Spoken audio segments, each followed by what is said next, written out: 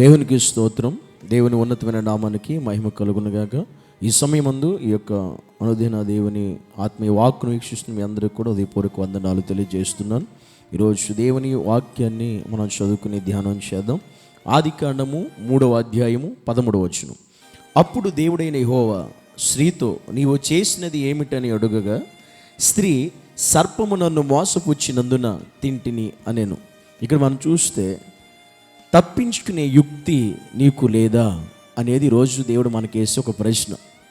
తప్పించుకునే యుక్తి నీకు లేదా అని దేవుడు మనతో ఎందుకనంటే, సర్పం ద్వారా స్త్రీ అయినటువంటి అవ్వ మోసపోయింది. నువ్వు ఎందుకు ఇలా చేసావు అంటే, సర్పం నన్ను మోసపుచ్చినందున నేను తింటిని అని చెప్పింది.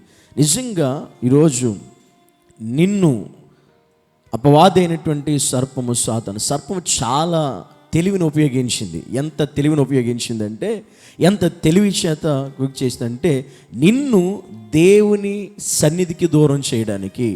రోజు నీతో దేవుడు సహవాసం చేస్తుంటే, రోజు దేవుడు నువ్వు దేవునితో సంభాషిస్తుంటే, నిన్ను దేవుని సన్నిధికి దూరం చేయడానికి, దేవునికి దూరం చేయడానికి, ఆయనతో సంభాషించకుండా చేయడానికి, ఆయనతో మాట్లాడకుండా చేయడానికి, ఆయనతో నువ్వు స్నేహం చేయకుండా చేయడానికి చాలా సర్పము తెలివిని ఉపయోగించింది. నీ చేతే అంటే మన చేతే మన కన్ను పొడుచుకునేలా చేసింది. సర్పం అంత కుయుక్తిని ఉపయోగించి, అంత తెలివిని ఉపయోగించి, అది ఎంతగా మనల్ని దేవునికి దూరం చేయాలి, దేవుని సన్నిధికి దూరం చేయాలి, ప్రార్థనకు దూరం చేయాలి, ఎన్ని రకాలుగా అది కుయుక్తిని ఉపయోగించి ప్రయత్నాలు చేస్తుంటే, నిజంగా దేవుడు మనతో సంభాషిస్తున్నాడని అది ఇష్టం లేక, దేవుడు మనతో మాట్లాడుతున్నాడని ఇష్టం లేక, దేవుని సహవాసంలో మనం ఉన్నామని అది ఇష్టం లేక, మన చేతనే దేవుడు మనల్ని ఏదైతే చేయొద్దన్నాడో, దేవుడు ఏదైతే దేని జోలికి పోవద్దన్నాడో అదే మన చేత చేసేలా ప్రేరేపించేటువంటి కుయుక్తి అనేది సర్పం ఉపయోగించింది, సాతాను ఉపయోగించాడు. ఈరోజు నిజమే చాలామంది జీవితాల్లో కూడా ఇదే జరుగుతూ ఉంది. దేవుడు సన్నిధికి మన సమీపంగా ఉంటున్నప్పుడు, ఆయనకి సహవాసం చేస్తున్నప్పుడు, ఆయనతో మనం సంభాషిస్తున్నప్పుడు, మాట్లాడే అనుభవం కలిగి ఉన్నప్పుడు, వీటన్నిటి నుండి మనం దూరం చేయాలని అపవాది సాతాను మనల్ని ఎప్పుడు కూడా వాడు చాలా కుయుక్తి కలిగి ప్రవర్తిస్తూ ఉన్నాడు. అలాగే ఈరోజు చాలామంది లొంగిపోతూ ఉన్నారు. స్త్రీ అయిన అవ్వ కూడా అలాగే లొంగిపోయింది.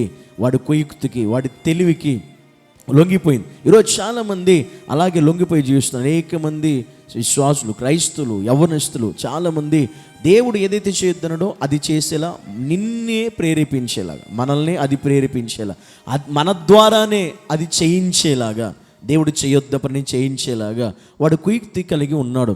ఈరోజు ఎగ్జాంపుల్గా మనకు తెలుసు, మనం ఇలా ఉండాలి, ఇలా దేవుని సన్నిధిలో ఇలా ఉండాలి, ఇలా ఎదగాలి, ఇలా జీవించాలి, తెలిసిన అది అలా ఉండకుండా, అలా చేయకుండా చేసే కుయుక్తి సర్పం ఉపయోగించి వాడి తెలివి తేటల ద్వారా నిన్ను దేవుడికి దూరం చేస్తుంటే, మరి సర్పానికే ఇంత తెలివి ఉంటే, సాతానుకే ఇంత తెలివి ఉంటే, మరి దేవుని బిడలుగా, దేవుని నమ్మిన వారుగా, దేవుని కుమారులుగా, దేవుని కుమార్తెలుగా మరి మనకెంత జ్ఞానం ఉండాలి, మనకెంత తెలివి ఉండాలి, మరి మనమెంతగా దేవునిలో వాడు సాతాను యొక్క తంత్రాలు తెలుసుకుని, వాడి తంత్రాలని, వాడి యొక్క ఆలోచనల్ని చంపి, మనం ఆడికంటే జ్ఞానం కలిగిన వారమై ఉండి, నిజంగా ఆడు మనల్ని దేవునికి దూరం చేయాలంటే జ్ఞానం ఆడుకున్నప్పుడు, నేను దేవునికి దూరం అవ్వకూడదనే జ్ఞానం మనకెందుకు ఉండట్లేదు, ఆ తెలివి నీకెందుకు రావట్లేదు, ఆలోచన నీకెందుకు ఉండట్లేదు? ఎప్పుడైనా మనం ఆలోచించాము, వాడికి మనం దేవుని దూరం చేయాలి అనే ఆలోచన వాడికి అంత ఉన్నతంగా ఉన్నప్పుడు, మరి దేవుని కుమారుడు అయిన నీవు, కుమార్తె అయిన నీకు అసలు దేవునికి నేను దూరం అవ్వకుండా ఏం చేయాలి అనే జ్ఞానం నీలో ఎందుకు పని చేయట్లేదు? ఎందుకు అది మనకు రావట్లేదు? ఇది లేక చాలామంది రోజు వారి జీవితాల్లో ఖచ్చితంగా దేవునికి దూరం అయిపోయి, లొంగిపోయి, సాతాను వల్ల చిక్కిపోయి మోసపోతూ ఉన్నారు. అందుకే కదా, నీకు తప్పించుకునే యుక్తి నీకు లేదా?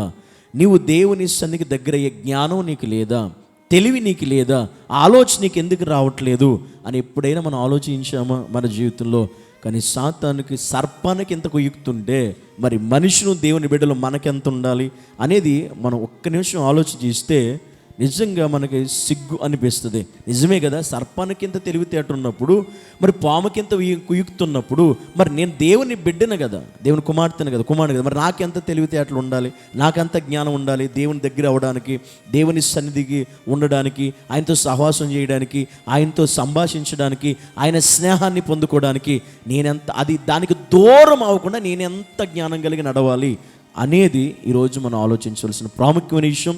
ఇది నీకు అర్థమైతే, ఈ వాక్యం నీకు తెలిస్తే, నిజంగా ఇది నువ్వు ప్రతి క్రైస్తవుడు ఆలోచించాల్సిన ప్రాముఖ్యమైన సందేశం కనుక ప్రతి ఒక్కరూ కూడా నిజమే కదా, నేను నా దేవునికి దూరం అవ్వకుండా నేను ఎంత జ్ఞానం కలిగి ఉండాలి అనేదే ఈరోజు మనం ఆలోచించాలి. అదే దేవుడు మనతో నీ జ్ఞానం ఏమైంది, నీ బుద్ధి ఏమైంది, నీకు జ్ఞానం లేదా, యుక్తి అనగా తెలివి, జ్ఞానం లేదా, నీవు తప్పించుకోలేకపోతున్నావా పాపం నుండి, చెడుతనం నుండి, ఈ లోకం నుండి, లోక పరిస్థితి నుండి, లోకాశ నుండి నీ జ్ఞానం ఏమైపోతుంది అనేది నువ్వు ఆలోచించాలి. కళ్ళు మూసుకుందాం, ప్రార్థన చేద్దాం.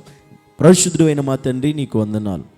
ఈరోజు నీ సన్నిధిలో ప్రభువా, చాలామంది యుక్తి లేనివారుగా, సర్పమే ఎంత యుక్తిగా ఉన్నప్పుడు నేను నమ్మిన బిడ్డలుగా, నీ కుమారులుగా, కుమార్తెలుగా మేము ఎలా నీకు దగ్గర అవ్వాలి అనే దానికోసం మేమెంత జ్ఞానం ఉండాలో ఆ జ్ఞానాన్ని మాకు తెలియచేసి, నేర్పించి, సహాయం చేసి, కృప చూపించి, నీకుతో ప్రతి దినము సహవాసం చేసేవారుగా, నీ సహవాసానికి దూరం కాకుండా ఉండినట్లుగా కృప చూపించమని యేసు నామములో ప్రార్థించి వేడుకుంటున్నాము తండ్రి.